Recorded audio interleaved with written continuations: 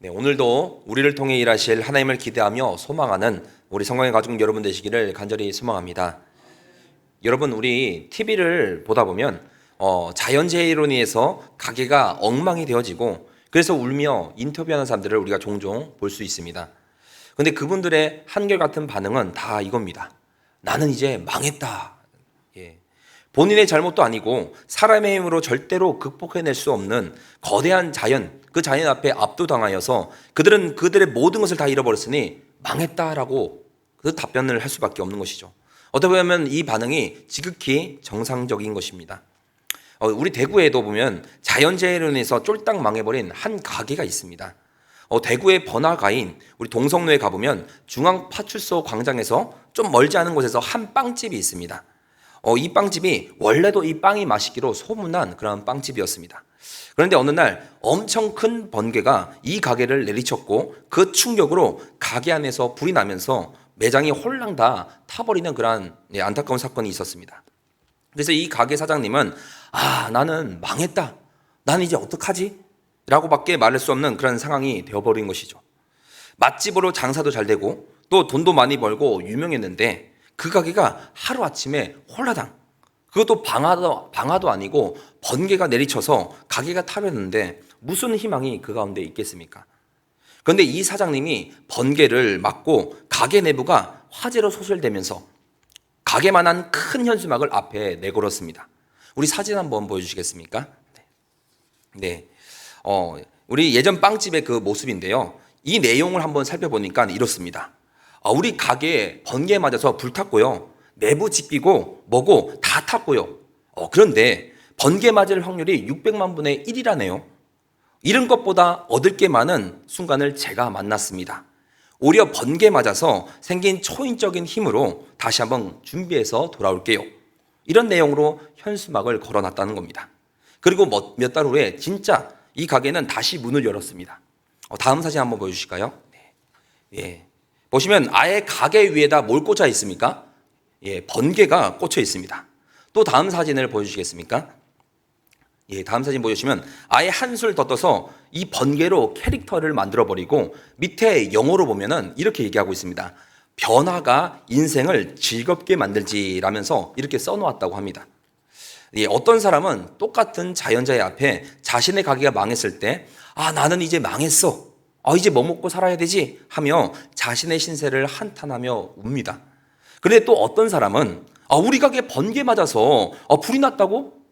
찾아보니까 번개 맞을 확률이 600만 분 1이라네? 대박 아니야? 이참에 리모델링 해버리면 되겠네 하면서 오히려 주어진 환경과 상황 속에 희망을 발견하고 새로운 시작의 기회로 삼는 사람들도 있더라는 겁니다. 여러분, 사람이 왜 낙심하고 절망하고 무너질까요? 그것은 희망이 아닌 절망만을 바라보기 때문입니다. 가능성이 아니라 불가능한 것이라고 미리 내 안에 이미 단정되어 버리기 때문입니다. 노란 셀로판지를 눈에 대고 보면 어떻게 됩니까? 세상이 다 노랗게 보이고 파란색 셀로판지로 우리가 이게 세상을 바라보면 파란색으로 보이는 것처럼 절망의 눈으로 바라보는 상황과 현상은 온통 절망과 낙심뿐이라는 것입니다.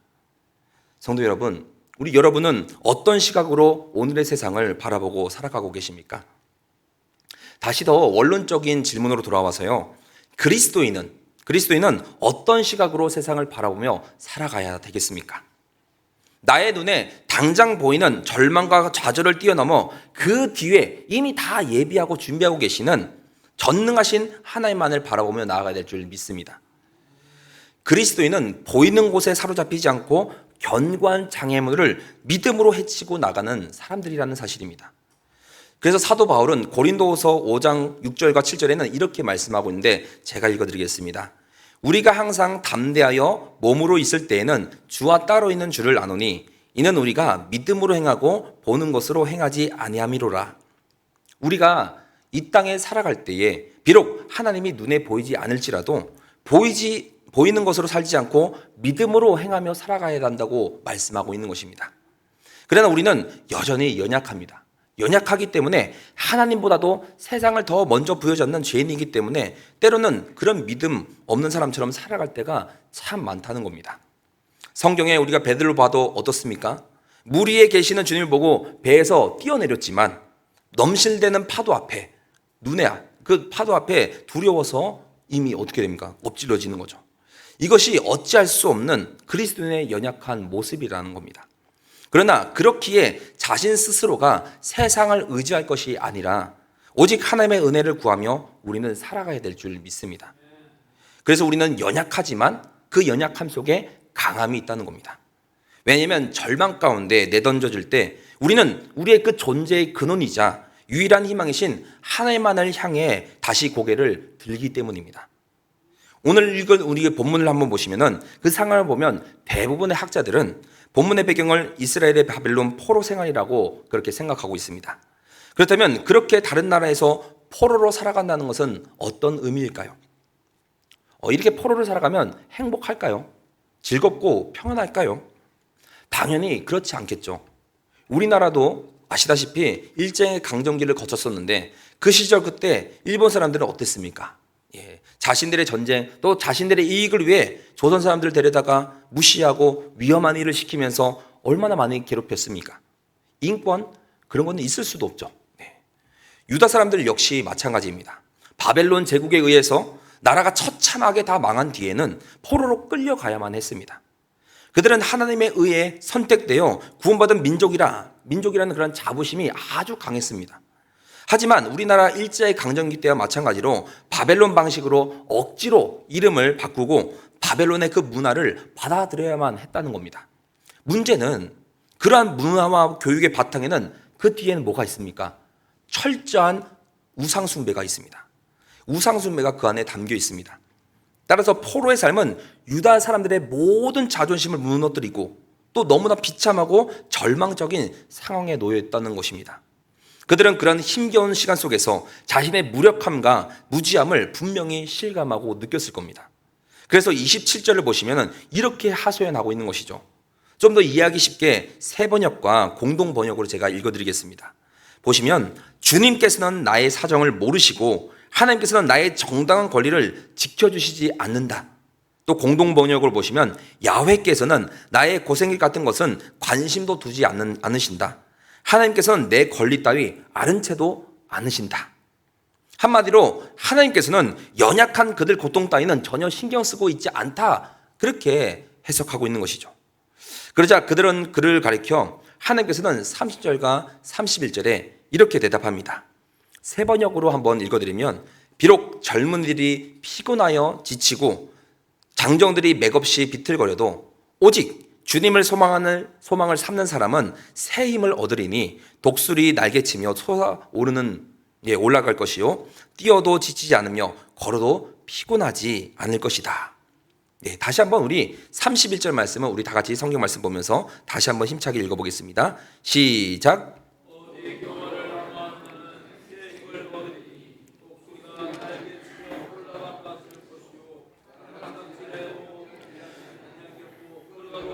피곤하지 아니하리로다.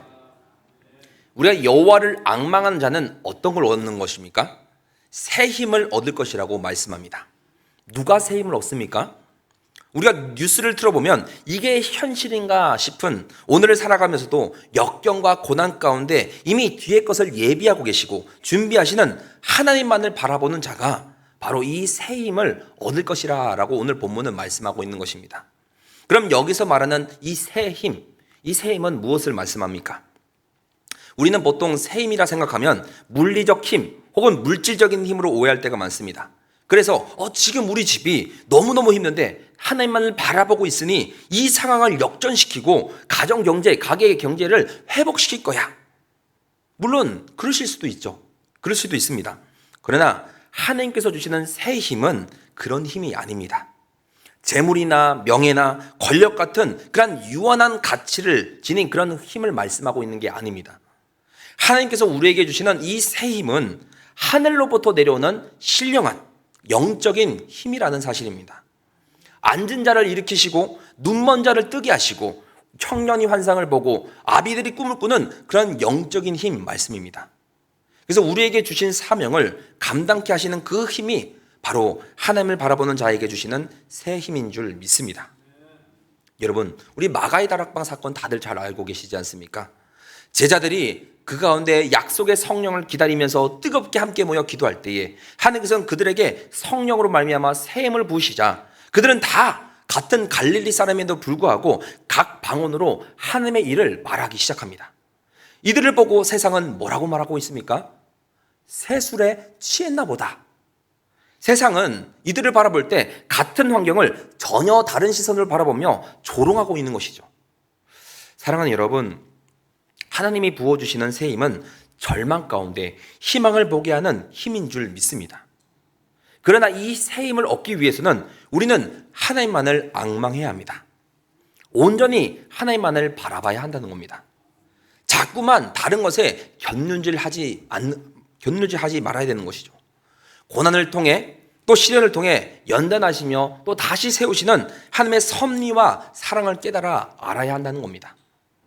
환경과 여건에 함몰되지 않고 오직 우리는 하나님만을 바라보며 주의 도우심을 구하며 살아나가는, 그리하여 하나님께서 부으시는 회복의 새 힘, 소생케 하는 새 힘을 공급받고 살아나가는 저와 여러분 되시기를 간절히 소망합니다. 요즘 우리 새벽에 계속 매일 성경을 통해서 예레미야 말씀을 보고 있습니다. 그런데 예레미야라는 인물은 망해가는 조국을 바라보며 절망하고 신음했던 사람이었습니다. 그런데 그런 예레미야에게 하나님은 새 힘을 공급하시고 회복의 비전을 품게 하셨습니다. 또 에스겔은 어떻습니까? 에스겔에게는 마른 뼈가 살아나는 그런 환상을 보이시며 그 가운데 회복을 나타내셨고, 이사야를 통해서도 하나님의 회복을 선포하게 하셨습니다. 하나님은 그들에게 다시 한번 이 회복의 꿈을 꾸게 하신 것이죠. 하나님의 이 회복은 우리가 주의 일하심을 바라며 그것을 앙망하며 또 그것을 꿈꿀 때 비로소 시작됩니다. 혹시나 꿈꾸고 바라는 게 회복을 시킨다고요? 네, 도리어 이렇게 반문하며 의심하며 비웃는 사람 또한 있을 수 있습니다. 그러나 우리 이 주변 환경에 사로잡히지 않고 그런 조건에 사로잡히는 것이 아니라 오직 하나님만이 하실 수 있는 영적인 회복과 육적인 회복을 우리는 함께 꿈을 꾸며 살아가는 자가 있는 그곳에서부터, 또 바로 우리에게로부터, 또 우리 바로 성광교회로부터 하나님의 회복의 역사는 이뤄갈 줄 믿습니다. 그러나 우리가 비전을 품고 꿈을 꾸는 우리에게는 분명히 주의해야 될 것이 있습니다. 하나님이 말씀하시는 진짜 꿈, 비전은 하나님께로부터 나오는 것이어야만 한다는 겁니다. 다시 말하자면 내 욕망이나 어떤 야망이 아니라 우리가 하나님의 뜻을 이루고자 하는 그런 앙망한 자들에게 주시는 하나님의 비전을 우리는 함께 품고 나아가야 한다는 겁니다. 그래서 우리는 주의해야 합니다. 지금 우리가 함께 갈구하고 있는 것, 앙망하는 것, 그 꿈의 비전과 주체가 누구인지, 그 꿈의 근원이 어디인지를 우리는 수시로 살펴보아야 합니다. 그것을 점검하는 것은 아주 간단합니다. 내가 품은 이 꿈, 이 비전, 이 가치는 영원한 것인가? 혹은 내가 이것을 일시적으로 품고 있는 것인가? 이것을 고민해 봐야 하는 것이죠. 우리가 더 간단히 설명하면 이것이 진짜 하나님이 기뻐하실 것인가? 아니면 내가 그 기쁨을 누리고 싶은 것인가? 이렇게 스스로 한번 우리가 물어보면 그 해답은 의외로 간단히 나옵니다. 그래서 성도 여러분, 하나님은 결코 속지 않으시는 분이십니다. 갈라디아서 6장 7절도 이렇게 말씀하죠. 스스로 속이지 말라. 하나님은 업신여김을 받지 아니하시나니 사람이 무엇으로 심든지 그대로 거두리라. 내가 잔꾀를 부리면서 하나님이 속고 계실 거라고 생각하면 안 된다는 말씀입니다. 진리는 명확합니다. 심은 것은 거둡니다. 반대로 심지 않은 것은 거둘 수가 없는 것입니다. 우리는 하나님의 꿈이 나의 비전이라 찬양하며 헌신하며 세상에서 정직하게 살아가려고 애씁니다. 그러나 우리가 이 땅 위에 살아가면서 지금 그리스도인으로 살아가면서 뿌리고 있는 이 삶의 씨앗이 내가 세상적인 것인지 우리는 반드시 점검하고 자문해야 될 것입니다. 우리가 농사를 지어봤거나 농사를 도운 적이 있는 분들은 아실 만한 농사의 그런 법칙이 하나 있습니다. 그런 당연한 이치가 있는데, 첫째로는 좋은 땅에 심어야 합니다. 토양이 좋고 영양분이 많아야 농작물이 잘 자라지 않겠습니까? 두 번째로는 애초에 좋은 종자를 심어야 합니다. 좋은 종자가 결국은 좋은 열매를 맺기 때문입니다. 세 번째로는 심은 만큼 거둡니다.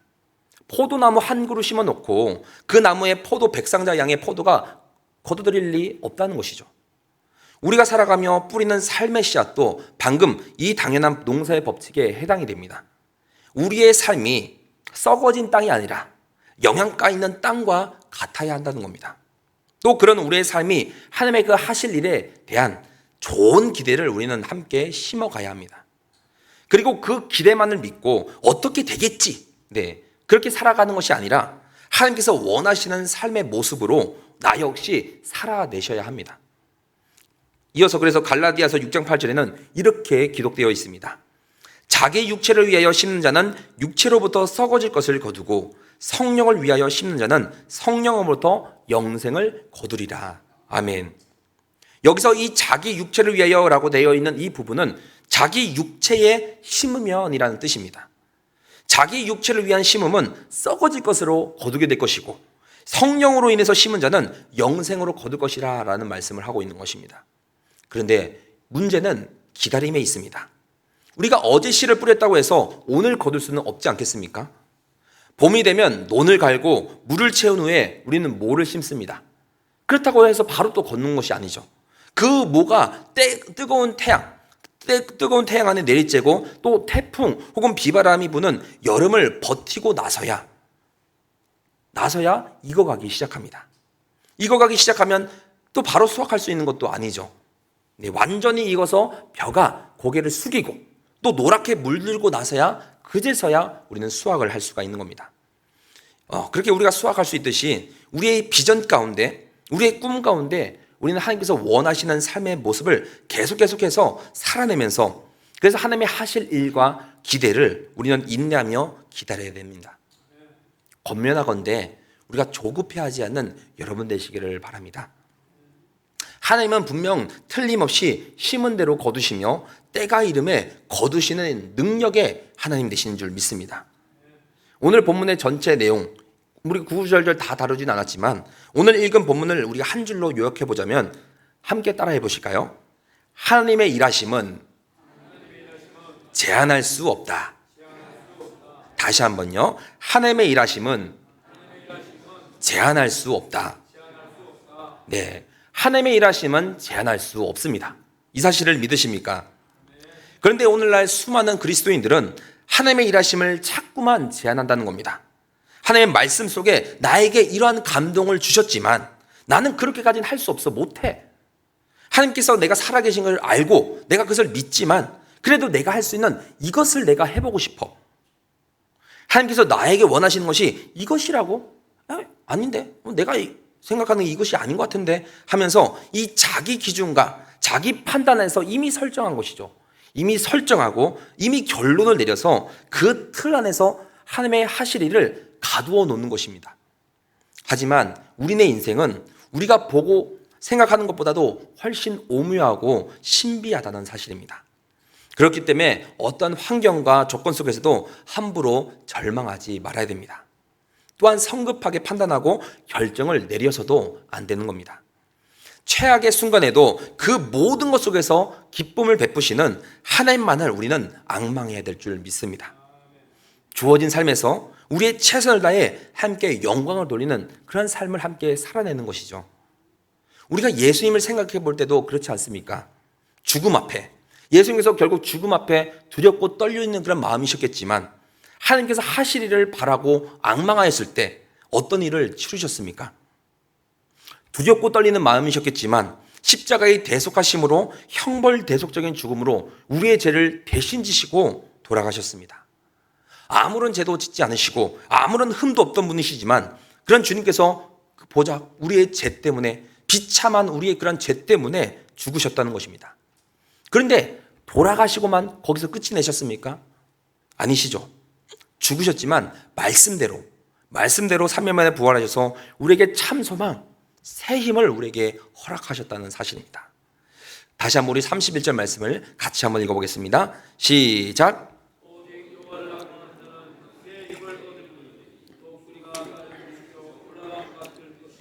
다른 박질하여도 곤비하지 아니하겠고 걸어가도 피곤하지 아니하리라. 결국 우리가 이 낮은 자리에서 주님만을 바라볼 때 우리의 연약함과 모든 것을 다 내려놓고 그 안에 주님께 의지하고 맡길 때에 그때 그 자리에서 주님께서는 우리에게 새 힘을 허락하여 주실 줄 믿습니다. 말씀을 정리합니다. 성도 여러분, 우리는 환경 앞에 좌절하고 낙심할 때가 많지 않습니까?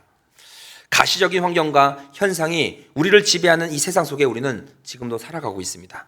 이것들로 인해서 하나님은 무능력자라고 이렇게 치부하기도 합니다.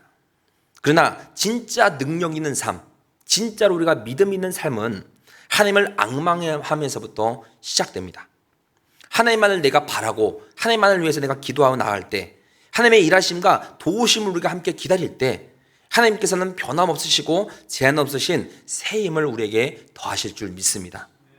그 새 힘은 육신의 능력이 아니라 전능자 하나님께서 더하시는 영적인 힘입니다. 환경이 아닌 일하시는 하나님을 바라보게 하는 힘인 줄 믿습니다.